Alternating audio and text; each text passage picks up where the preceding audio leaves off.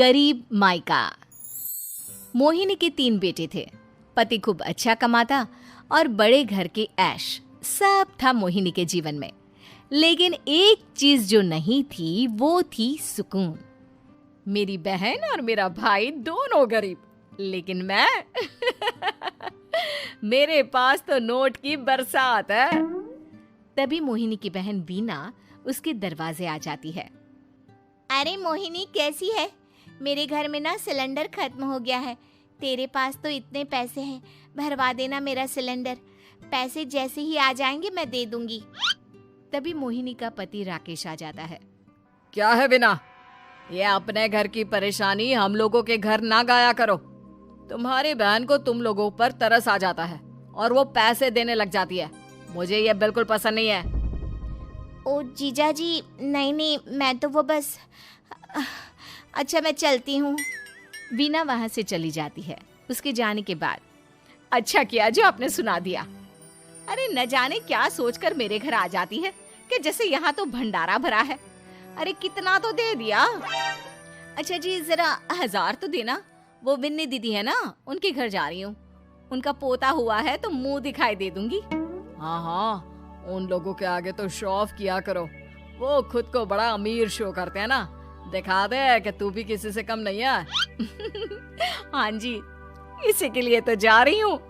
मोहिनी तैयार होकर अपनी बुआ की बेटी के घर जाती है, जहाँ उसके पोते का कार्यक्रम चल रहा होता है। वहाँ वीना भी आई होती है। अरे वीना, क्या जरूरत थी यहाँ आने की? तेरे घर पर गैस नहीं है तो वो भरा लेती। क्या करूं मोहिनी, बुआ को बुरा लग जाता नहीं जाती तो। वैसे मेरे पास एक जोड़ा बच्चे का कपड़ा रखा था, वही अपनी चांदी के पायल के साथ देने जा रही हूँ। घर पर गैस थी नहीं, सोचा परिवार यहीं खाना खा लेगा, बाकी सुबह का सुबह देखा जाएगा। मोहिनी को बहन पर दया आ जाती है। वो पर्स से 1000 रुपए निकाल कर दे देती है। ले वीना, लेकिन पैसे वापस कर देना, तेरे जीजाजी हिसाब लेते हैं। मोहिनी भी क्या करती, गरीबी में बहन का सहारा ही उसके जीवन जीने का आधार था। फिर एक रोज, सुनिए, भाई के घर बेटी हुई है, मुझे माँ के पास जाना होगा। अरे उस घर में ना कूलर है ना एसी, कैसे रहोगी तुम? हाँ, वही सोच रही हूँ कि अकेली जाऊं, बच्चों को साथ ना ले जाऊं। चली जाओ, लेकिन ये जो तुम अपने गरीब परिवार से मिलने चली जाती हो ना, मुझे बिल्कुल अच्छा नहीं लगता। पता नहीं मैं भी कैसे मैनेज करती हूँ, लेकिन क्या करूँ। मोहिनी भाई भाभी के घर आती है। मोहिनी, कैसे आना हुआ? तू यहाँ हम लोगों के घर रह लेगी या फिर किसी होटल में रहेगी? क्या हो गया है माँ? मोहिनी को क्यों ऐसे बोल रहे हैं आप? अरे तू नहीं जानती अपनी ननद को, पैसे वाली है ना, तो ऐड कुछ ज्यादा ही है। मोहिनी को माँ की बात का बुरा नहीं लगता है, क्योंकि उसे पता ही नहीं चलता कि माँ उसे जली कटी सुना रही है। वो भाभी की बच्ची के साथ लेन देन करती है और वहाँ से चली जाती है। उसके जाने के बाद, माँ, क्यों आप मोहिनी को इतनी सारी बातें सुनाती हो? भाई का बेटा बोल पड़ता है। माँ, क्योंकि दादी जानती है कि बुआ के अंदर घमंड है। सही बोल रहा है मोहन। बहू भले तुझे ना दिखता हो, लेकिन मुझे और मोहन को दिखता है कि वो कितनी घमंडी है। मोहिनी मायके आती है, जहाँ गरीबी के कारण चीजें कम होती हैं। इस मोहन के बच्चे को काम पर लगा दो ना, किसी दुकान या किसी होटल में।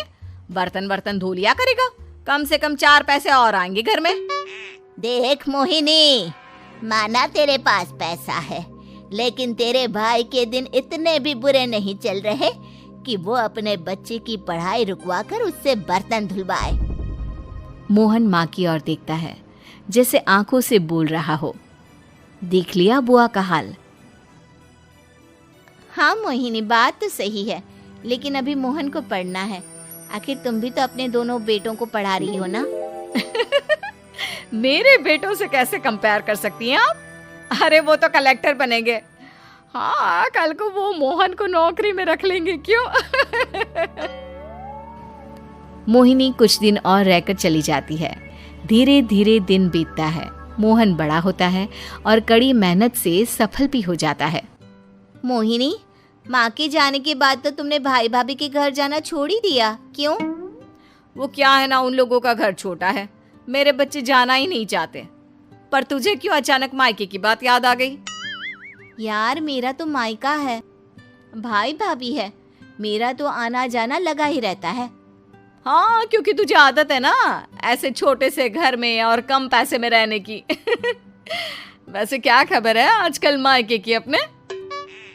अब वो घर छोटा और कम पैसे का नहीं रहा, क्योंकि मोहन तो बहुत बड़ा आदमी बन गया है। फिर क्या? मोहिनी भाभी को फोन करती है। मोहन किसी बड़ी कंपनी का मैनेजर हो गया है क्या भाभी? क्या ये सच है? हाँ मोहिनी दीदी, अब तो हम लोगों के गरीबी के दिन कट गए। आपके भाई ने कोई अच्छे कर्म किए होंगे जो हम लोगों का बेटा इतना अच्छा कमा रहा है। देख लो भाभी, पहले भी आपने कई गलतियां की थी, आप थोड़ा संभल कर चलना। भाभी को मोहिनी की बात समझ में नहीं आती कि वो क्या कहना चाहती है। फिर एक दिन वीना मोहिनी से कहती है, मोहिनी, हमारा भतीजा मोहन अच्छा कमा रहा है, क्यों ना मैं अपने बेटे की नौकरी के लिए उससे बात करूं? अरे बुआ का बेटा है, ये सोचकर मदद तो करेगा ना? हाँ हाँ, क्यों नहीं करेगा, उसके बुरे दिन में तो हम भी खड़े थे। मोहन को वीना फोन करती है और अपने बेटे की मदद करने की बात करती है। हाँ हाँ बुआ, क्यों नहीं, आप सिद्धार्थ को भेज दें, मैं अपनी ही कंपनी में उसकी नौकरी करवा देता हूँ। दिन बीतते हैं, अब वीना के हालात भी अच्छे हो जाते हैं। क्या बात है वीना, तूने भी कार ले ली, वो भी इतनी अच्छी? हाँ मोहिनी, अपने भतीजे के कारण तो हम लोगों के दिन अच्छे हो गए। उसने सिद्धार्थ की नौकरी लगवा दी है, वो भी शानदार। ठीक है, लेकिन पैसे ख्याल से खर्च करना। वो क्या है ना, पैसे आने आसान है लेकिन संभालने मुश्किल। मोहिनी घर पर अपने पति से बात करती है। देखो ना, सबके पास पैसे हैं, एक वक्त था जब मैं ही अमीर हुआ करती थी। लगता है कि ज्यादा दिन नहीं रह पाओगी, मेरी नौकरी को कुछ साल ही बचे हैं और तुम्हारे दोनों लड़के निकम्मे हैं। उन लोगों को बोलो ना कि नौकरी करे। तभी वहां मोहिनी के बेटे भी आ जाते हैं। अरे हमें क्या मोहन समझा है जो दिन रात गधे की तरह काम करते रहे? खैर, दिन फिरते हैं और मोहिनी के पति की नौकरी भी खत्म हो जाती है। मोहिनी क्या करे, थोड़े से पैसे में गुजारा नहीं हो रहा है। तो क्या करे, मेरी समझ में कुछ नहीं आ रहा। मोहन को बोलो ना कि वो इन दोनों के लिए नौकरी देखे, जैसे सिद्धार्थ के लिए नौकरी देखी है। मोहिनी क्या कहती, उसे अपने वो दिन याद आ जाते हैं जब उसने भाभी से मोहन को नौकर बनने की सलाह दी थी। क्या हो गया, क्या सोच रही हो मोहिनी? यही कि वक्त कभी भी किसी का भी पलट सकता है, ऊपर वाले से डर कर रहना चाहिए।